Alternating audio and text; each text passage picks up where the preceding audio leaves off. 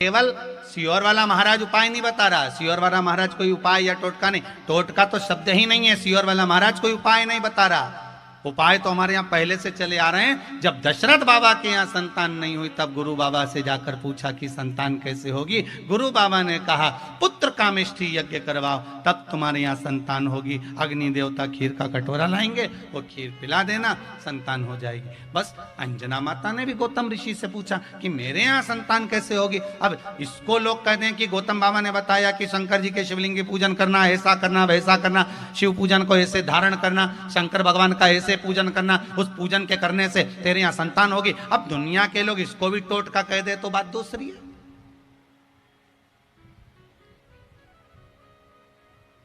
किसी को अगर कुछ बताया जाए तो वो टोटका नहीं, वो उपाय है जो हमारे संत भी बताते आए, हमारे ऋषिवर हमारे गुरुजन भी बताते आए।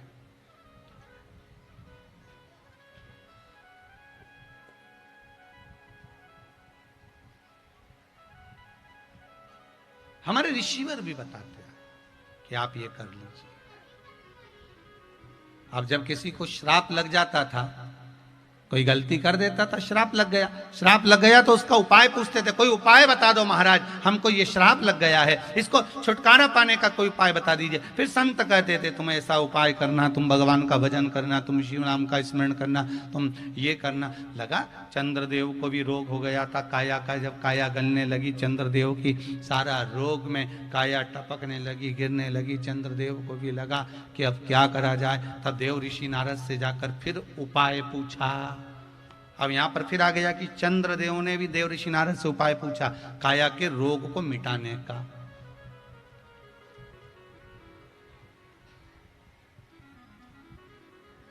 पूछा गया जीवन में अगर दुख आता है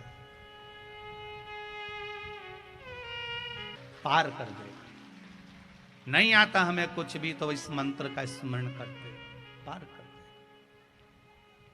सुबह उठो तो जप लो, सो तो जप लो, खाओ तो जप लो, पड़ोसन से झगड़ो तो जप लो, पर जपो श्री शिवाय नमस्तुभ्यम। जपना छूटना नहीं चाहिए, भगवान का नाम क्यों छूटे।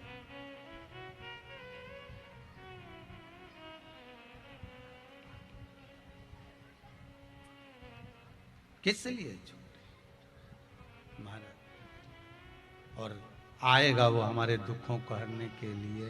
अंत समय प्रभु आना पड़ेगा, वचन दिया तो निभाना पड़ेगा। आता है आप सब लोगों को? पहले सुना है तो जरा साथ में एक लाइन सब लोग गाइए। अंत समय प्रभु पड़ेगा, वचन दिया तो निभाना पड़ेगा। हम तो सोचे थे शेर घाटी वालों को आता ही नहीं बोलना, और आज मालूम पड़ा 7वें दिन की तुम लोग बोलते भी हो। हमको तो लग रहा था कि हम ही बोलते हैं, तुम सुनते हो। कोई बात नहीं, अगली बार जब कथा करने शेर घाटी आए तो तुम सब यहाँ, हम वहाँ पर हो। आनंद तो तभी आए ना, थोड़ा थोड़ा होना चाहिए, चेंज होता रहना चाहिए, है थोड़ा थोड़ा। अंत समय प्रभु आना पड़ेगा, वचन दिया तो होना पड़ेगा। पर शेर घाटी में जो कुछ दर्शन हुआ बहुत अच्छा हुआ, पर सबसे ज्यादा आनंद तो प्रसाद में आया। क्या जोरदार आनंद आया। और सबसे ज्यादा आनंद आया उस दिन जिस दिन खीर बटी।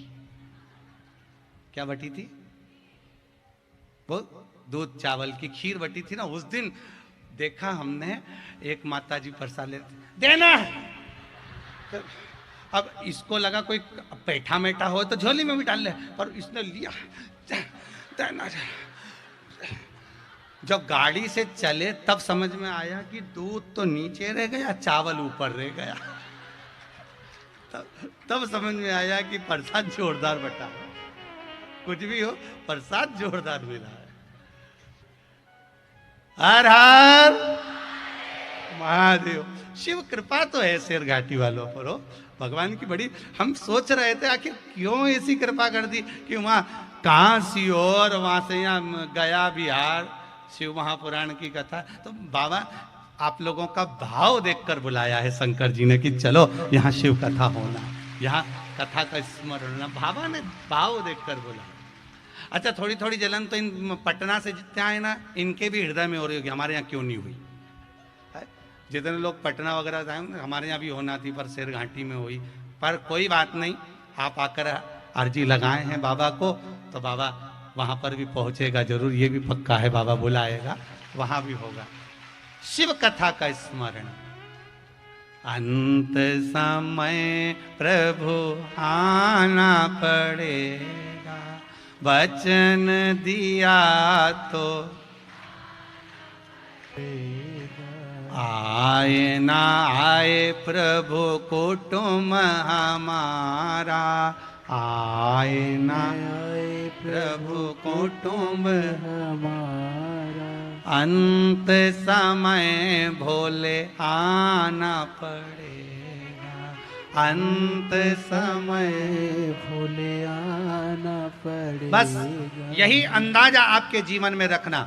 श्रीमद् भागवत कथा में श्री वेद व्यास जी वर्णन करते हैं, सुखदेव जी महाराज राजा परीक्षित से कहते हैं, परीक्षित रुक्मणी मैया से भगवान कृष्ण ने कहा, रुक्मणी जी से स्वयं मेरे ठाकुर कहते हैं कि कह दो रुक्मणी जी से कि तू श्रृंगार करके जगदम्बा के मंदिर पहुंच जा, मैं तुझे लेने के लिए वहां पहुंच जाऊंगा।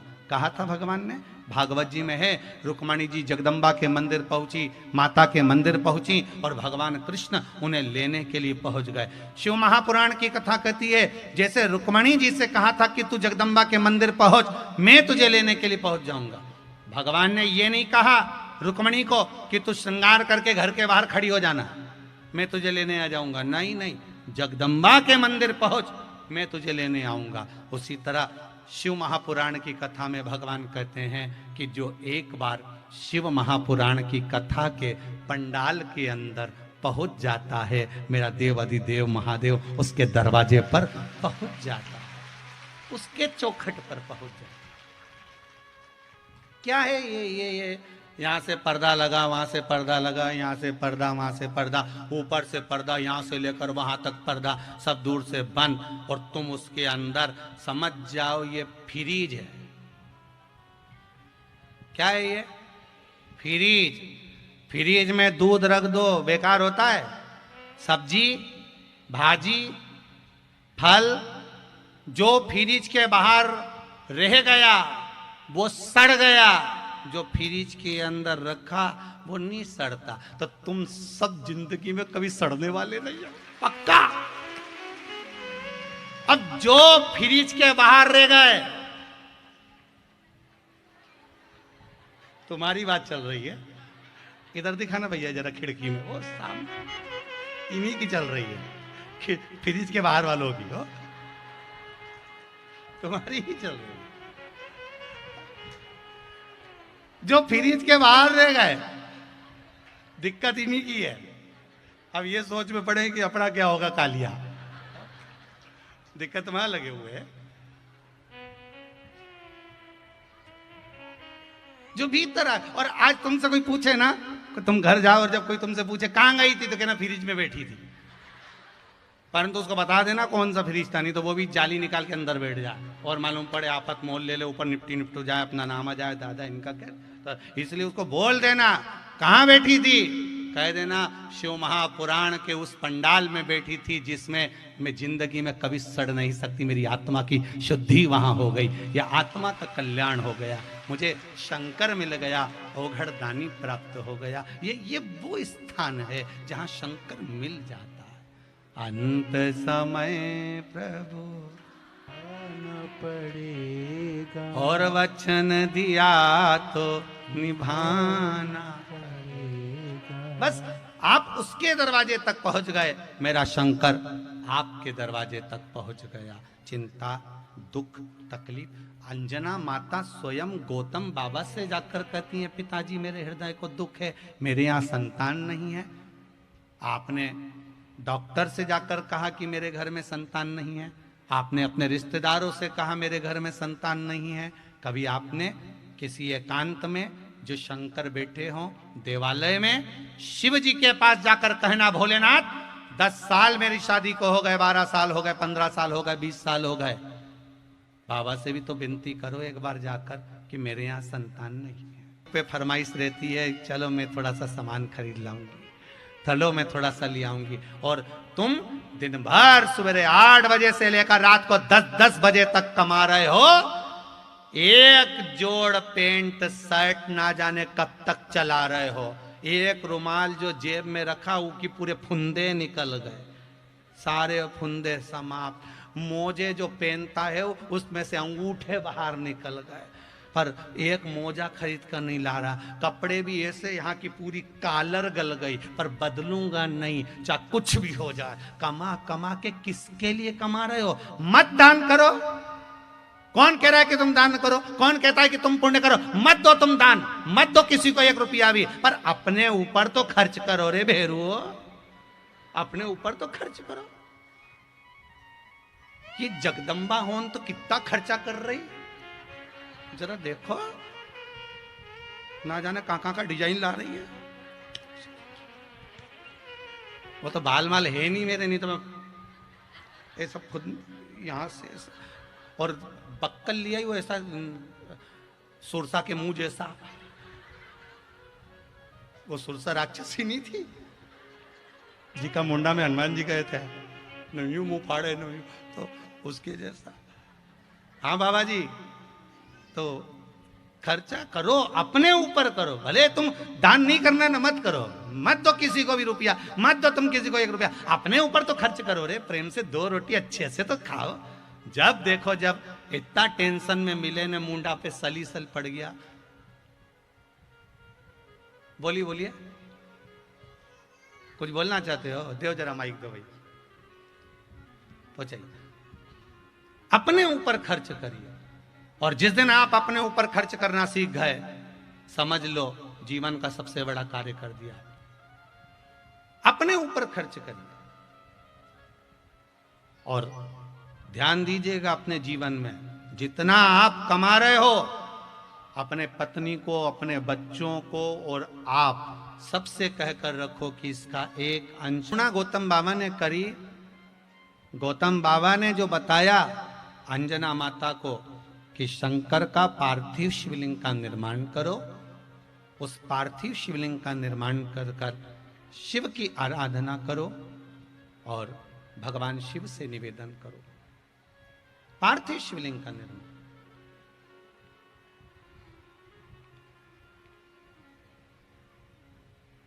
कल आपको कथा में कहा था एक नियम, भले 1 लोटा पानी का बनाओ पर बनाओ। पार्थिव शिवलिंग का निर्माण माता अंजना देवी करना प्रारंभ करी, शिवलिंग का निर्माण करती हैं, पूजन करती हैं, विसर्जन करती। एक दिन देवाधिदेव महादेव को लगा, तो महादेव ने पूछा पार्वती जी से, पार्वती सुनो, हाँ स्वामी, ये अंजना कर क्या रही है?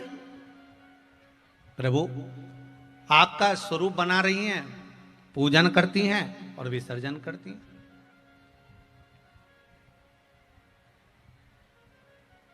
आपके स्वरूप का पूजन कर रही हैं, विसर्जन कर रही हैं।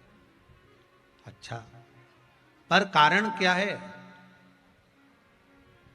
ऐसा क्या कारण हो गया जो अंजना माता को मेरी पूजन की जरूरत पड़ गई? व्यक्ति के जीवन में जब दुख आता है तब वो शंकर भगवान की पूजन करे, तो शिव जी सोचते हैं कि आखिर क्या जरूरत पड़ गई इसको, इसको क्या जरूरत क्या पड़ गई ऐसी जो मेरी आराधना कर रही है। माता पार्वती जी से कहा जाकर पता करो। पार्वती मैया ने एक ब्राह्मण की स्त्री का रूप बनाया, सुंदर ब्राह्मण की स्त्री बनकर पार्वती मैया पहुंच गई अंजना माता के पास में, और वहां बैठकर अंजना माता से कुछ बातें करने लगी।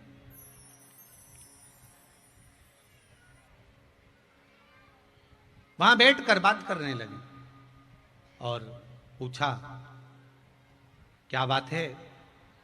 अंजना, तुम रोज शिवलिंग का निर्माण करती हो, रोज शंकर भगवान का शिवलिंग का निर्माण कर रही हो, और रोज शिवलिंग का निर्माण कर कर पूजन कर कर उसका विसर्जन कर रही हो, आखिर बात क्या है? क्या चाहती हो? अंजना माता ने कहा, बस संतान नहीं है, इसलिए निवेदन है भोलेनाथ जी से कि मेरे घर संतान हो जाए। संतान? इतनी सी बात के लिए तुम पूजन कर रही हो? हाँ, कैसा संतान चाहिए, कैसा पुत्र चाहिए? अंजना माता ने कहा, जिस देव अधिदेव महादेव की मैं पूजन कर रही हूं, बस उसी महादेव के जैसा पुत्र चाहिए। अंजना माता के शब्द सुनकर पार्वती मैया शिव जी के पास वापिस आ गई। बाबा भूतनाथ भूतेश्वर भगवान शंकर ने पूछ लिया, पार्वती जी हो जाई? आओ प्रभु, क्या बोल रही हैं?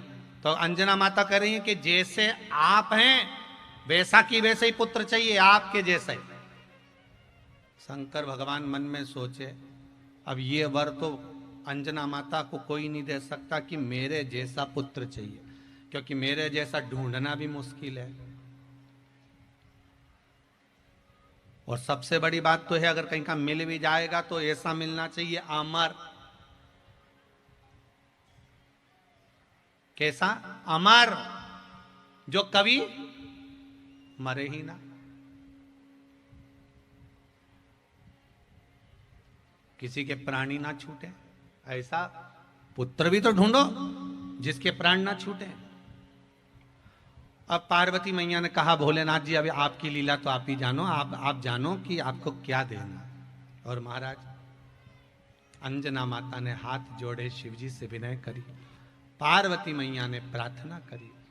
पार्वती मैया शिव जी से बोली, अगर आपकी आराधना कोई करता है तो उसकी झोली कभी खाली नहीं रहना चाहिए। वो आपकी आराधना कर रहे हैं और आप झोली खाली रखें, ये कहां तक है? कहां तक? जाओ,